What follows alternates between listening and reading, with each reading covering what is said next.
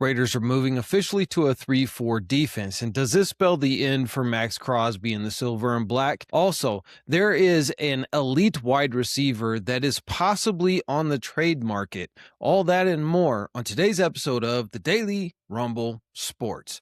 Guys, if you are out there wondering what the Raiders are going to do in regards to a wide receiver number one, which the Raiders currently don't really have, and what is happening with Maxx Crosby, well, you're in the right place. So first, do me a favor, smash that like button, and then drop a comment down below and let me know, what do you think the Raiders are going to do with Maxx Crosby? Now, let's just get right into it. So first and foremost, let's just hit the nail on the head when it comes to Maxx Crosby and the rumors about the 3-4 defense that the Raiders are now officially going to move over to. And whether or not that's going to actually hurt Maxx Crosby in the way that he has played football, being a base 4-3 defensive end.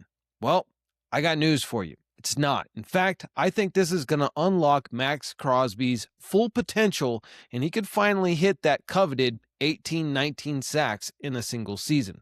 Here's why. Let's take a look at this chart here of TJ Watt and Khalil Mack. Both of those guys play hybrid roles, and they play in base 3-4 defenses. Now, Khalil Mack started his career off as a 4-3 defensive end who would sometimes roll back into his official linebacker, which was kind of a natural situation for him coming out of Buffalo. But after he left the Raiders, he ended up more 3-4 defensive end, hybrid outside linebacker. And I think that this is going to be a great transition for Maxx Crosby as well. Number one, Maxx Crosby, he's not really going to change his role. His primary role is what it always has been: attack the quarterback and set the edge when it comes to the run game. When it comes to that, it doesn't really matter if he lines up as an outside linebacker or if he's got his hand in the dirt in a traditional 4-3 defense. One thing about Maxx Crosby that makes him so elite is his motor. So you could really put this guy in anywhere on that defensive line, and he's probably going to excel because he's just so hard to defend due to the fact that he just never stops. So if you look at Khalil Mack, for example, 3-4 outside linebacker who rushes like a defensive end, he can also line the 5 technique and rush off of the edge. Projected, Maxx Crosby is a 3-4 edge linebacker, stand-up rusher with his hand down on passing downs. So even though we're going to a 3-4 defense, he'll still have his hand in the dirt quite often, especially on downs where it's obvious they're going to throw the ball, like 3rd and long. And then you look at TJ Watt. Same situation. He has a typical 3-4 role over in Pittsburgh. Outside linebacker who rushes from the edge, often hand near the ground, also drops out into coverage. Now, this is the only thing that is going to be worrisome when it comes to Maxx Crosby. Both Khalil Mack and TJ Watt excel at dropping back into coverage. That's not something Maxx Crosby has ever really had to do in his career, and we'll kind of have to see how they're going to work him into those pass coverage situations because of the fact that he is not a natural linebacker. Remember, Khalil Mack was a linebacker coming out of college who converted into a 4-3 defensive end, and he was pretty darn good at it. So I think at this point, all of the concern that the Raiders moving to 3-4 is going to be the cause of Maxx Crosby leaving the Raiders is nonsense. Defenses are moving to a 3-4 defense, and I've been calling it for years. Why are the Raiders still stuck in this defense from 30 years ago of the base 4-3? It doesn't make a lot of sense in today's NFL, which is pass heavy.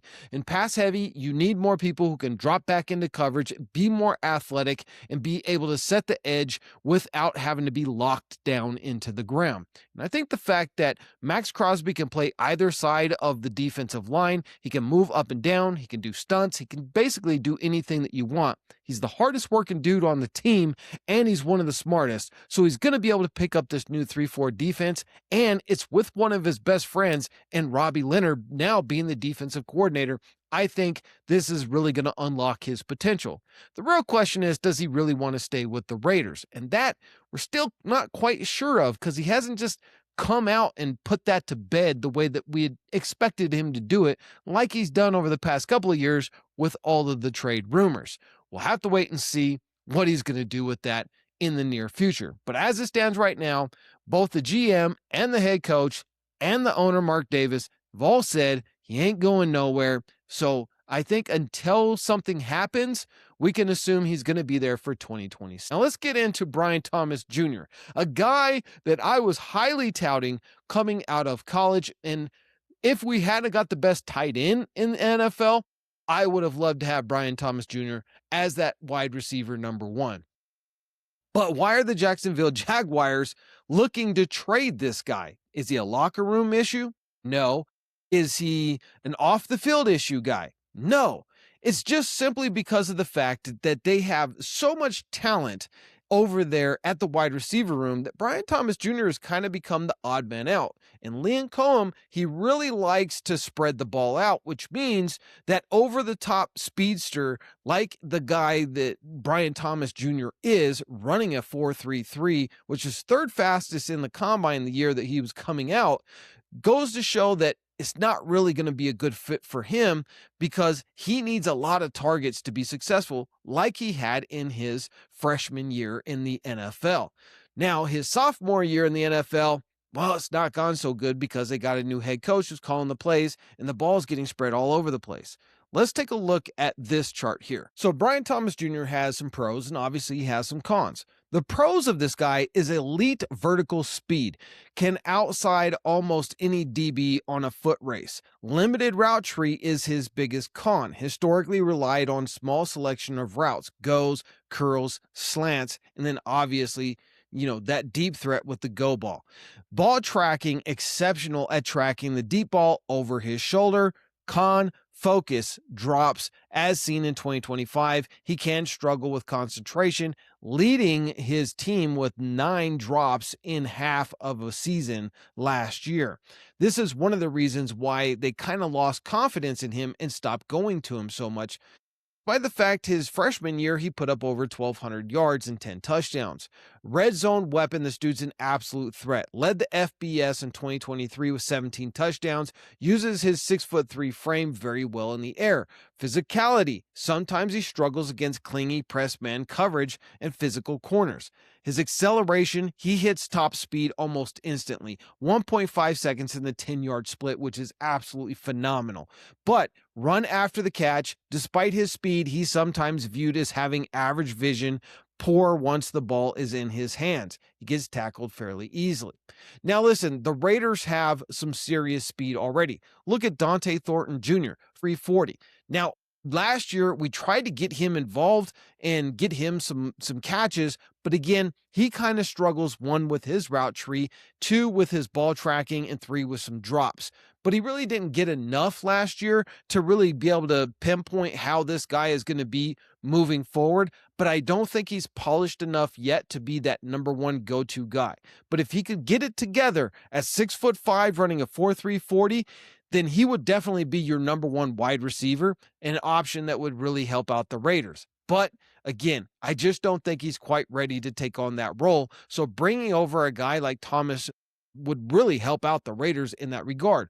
Then you have Trey Tucker. He's moving into his 4th year in the NFL. He runs a 4.3. He has excellent route running. He has excellent concentration with the ball, great hands, and he's just one of those wily guys. His con, he's just really short, and so it's kind of hard to throw him the ball, especially in the red zone, unless he is just wide open, because otherwise he's going to get crowded out by bigger corners in the NFL. Then you also have Philip Dorsett II. He's another speedster at 4.33, but he lacks a lot of skill and that you'd really need to put him out there. Now, we do have Jack Besh, but Jack Besh is really going to be looked more to be that slot wide receiver role that Jacoby Myers was last year before we traded him. And so I think right now Jack Besh is going to be that guy. The Raiders have got to be looking at this deal with Brian Thomas Jr. And here's why. Let's look at Brian Thomas Jr.'s absolute phenomenal play and big play ability. In his freshman rookie year, he had 17 games played, 87 receptions, 133 targets, 1,282 yards, averaging 14.7 yards per catch and 10 touchdowns with a long of 85. Now, that is phenomenal for a rookie, but again, he had this big drop off of over almost 600 yards and only 2 touchdowns in 2025. But it was a crowded wide receiver field. They brought over Jacoby Myers from the Raiders mid-season, and so now they're also looking at the fact that they have so many weapons over there. This guy is now the odd man out. With his drops, they may be looking to move on from him and try and recoup something of their first round draft pick. Now, they spent the number 32, or they spent like the 28th pick on him in the draft last year or a couple of years ago. And so they're now going to be looking for at least a second round draft pick for him, which is pretty high for a guy that you've lost confidence in. But I'm going to tell you this right now. If the Raiders could get away with picking up Brian Thomas Jr. for a third round pick this year, that would be an absolute steal, in my opinion. And the reason is this big play ability. Look over at his college football career. When he was first starting as a freshman, before Jaden Daniels came over there, he only had 359 yards, averaging 12.8 and 2 touchdowns. And then in 2022, he picked that up by just a couple of yards, 31 receptions, 361, 11.8 average, and 5 touchdowns. And then he exploded with Jaden Daniels and ended up with 68 receptions, 1,177 yards, and 17.3 yards per catch average with 17 touchdowns, leading the FBS, which is why he went in the first round. Big play ability. If you get him in the right system, where you have a fantastic run game that is allowing him to get free, and then you combine the fact that you have some serious speed on this team and a quarterback that can get him the ball, if the Raiders can fix that offensive line, I think Brian Thomas Jr. would be a no-brainer for the Raiders if, and it's a big if, they can get him for that third round, maybe, I don't know, a fourth round draft pick if you would be really lucky, but I don't think Jacksonville would take that deal. I think there's too many teams out there that would be willing to offer them a third round draft pick. So the Raiders would certainly have to do that. And since we have a high third round draft pick, we may be able to score a deal with him. Plus, remember, because he was a first round guy, there will be a fifth round or a fifth year option for him. And that would make a really good deal for the Raiders. What do you think about it? Should the Raiders make a play at getting Brian Thomas Jr. to the Raiders?